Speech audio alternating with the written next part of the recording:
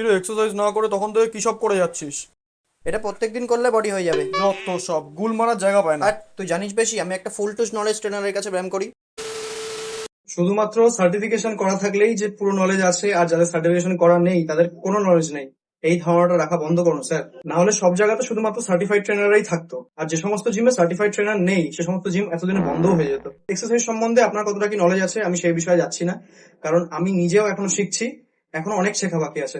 যদি আপনি আমাকে আমার ভুলটা ডাইরেক্ট এসে বলতেন আমি খুশি হতাম, কিন্তু আপনি যে জিনিসটা করলেন সেটার উত্তর দিতে বাধ্য হলাম। ফিটনেস সম্বন্ধে আপনার যতটা নলেজ আছে হয়তো অতটা আমার নেই, কিন্তু আমি যে বেসিক জিনিসটা আপনার স্টুডেন্টকে ধরিয়ে দিয়েছি সেই জিনিসটা আপনিও ভালো মতোই জানেন যে আমি ঠিক বলেছি। কিন্তু যেহেতু সে আমার কাছ থেকে শুনেছে, অতএব আপনার ইগোতে লেগে গেছে। আপনি আপনার ক্লায়েন্টদের যে ব্যায়ামগুলো করান সেগুলোর ভিতরে আমার ঢোকাটা অবশ্যই উচিত হয়নি, আপনার সমস্যা হয়েছে বুঝতে পেরেছি।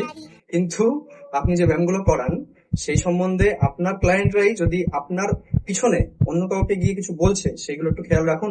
আপনি না সার্টিফাইড ট্রেনার, আপনার এক্সারসাইজ সম্বন্ধে যে নলেজ সেই নিয়ে আমি বেশি দূর এগোচ্ছি না। আমি শুধু এইটুকুই বলবো যে আপনার আর আমার ক্লায়েন্টদের যে বিফোর আফটার রেজাল্ট গুলো হয় না, সেগুলো একবার কম্পারিজন করে দেখবেন, পার্থক্যটা আপনি নিজেই বুঝতে পারবেন।